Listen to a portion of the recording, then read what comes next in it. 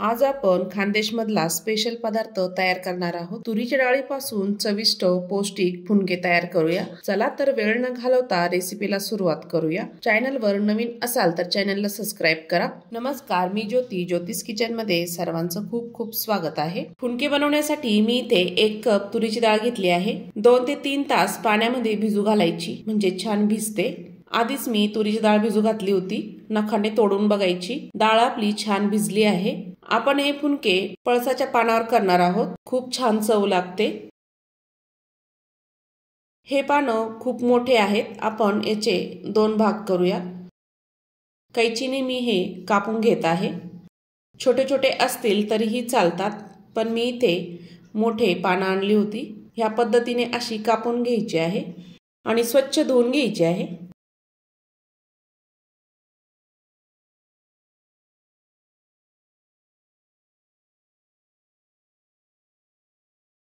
भिजलेली डाळ एका भांड्यामध्ये टाकूया। थोडं पाणी टाकायचं, त्यावरचं पाणी काढून घ्यायचं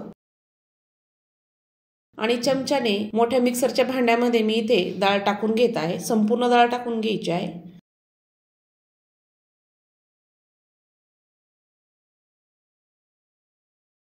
डाळ मी इथे मिक्सरच्या भांड्यामध्ये टाकली। 5 ते 6 हिरव्या मिरच्या टाकायच्या। लसूण टाकायचा आहे 10 ते 12 पाकळ्या। 1 चमचा जिरं टाकायचं। चवीपुरतं मीठ टाकायचं। मिक्सरला ऑन ऑफ करत छान फिरवून घ्यायचं आहे। थोडं जाडसरच ठेवायचं आहे। ह्या पद्धतीने पाणी न घालता वाटायचं। बारीक केलेली तुरीची डाळ एका भांड्यामध्ये टाकून घेऊया। शक्यतो ही डाळ पाणी न घालताच वाटायची आहे। 1 बारीक चिरलेला कांदा टाकूया। अर्धी वाटी ज्वारीचं पीठ टाकायचं। ज्वारीच्या पिठाने फुनके छान होतात। 2 चमचे बेसन पीठ टाकायचं। थोडीशी हळद टाकायची। चवीपुरतं मीठ टाकायचं आहे। बारीक चिरलेली खूप सारी कोथिंबीर टाकायची आणि छान एकजीव करून घ्यायचं आहे। जर तुमच्याकडून मिश्रण पातळ जर झालं असेल तर त्यामध्ये अजून बेसन पीठ आणि ज्वारीचं पीठ टाकू शकता। ह्या पद्धतीने मी हे फुनक्याचं मिश्रण तयार केलं। छान तयार झालं।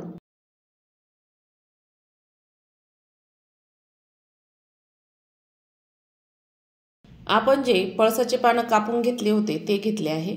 त्या पानावर आपण फुनके असे थापून घ्यायचे आहे। तुमच्याकडे जर पळसाचे पानं नसतील तर असे मुटकुळे तयार करायचे आणि चाळणीमध्ये वाफून घ्यायचे। मी ही दोन्ही पानावर असेच फुनके थापून घेणार आहे। तुम्ही हे फुनके रात्रीच्या जेवणासाठी किंवा नाश्त्यासाठी बनवू शकता। खूप पौष्टिक आहे आणि चवदार तर खूप होतात, खूप छान लागतात। कढी सोबत खायचे। दोन्ही पानांना मी इथे फुनके थापून घेतले आहे। सर्व पानावर मी असेच थापून घेणार आहे। चाळणी घेतली। चाळणीमध्ये हे फुनके ठेवायचे आहे। एकावर एक ठेवले तरीही चालतात, छान वाफल्या जातात।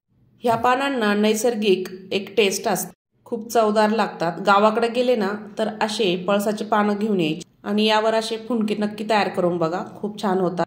सर्व फुनके मी तयार केलेले चाळणीमध्ये ठेवून घेणार आहे। हा पारंपरिक पदार्थ आहे। खानदेशमध्ये हा आवर्जून केला जातो।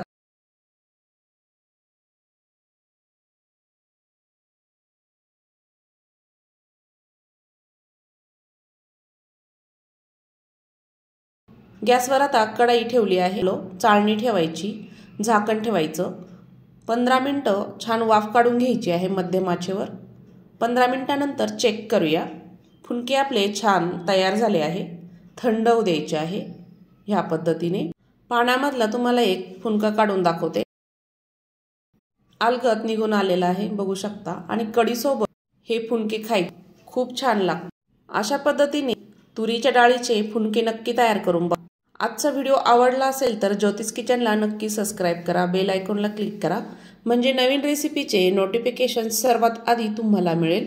आणि हो, हा व्हिडिओ कुठून बघत आहात नक्की कमेंट करून सांगा।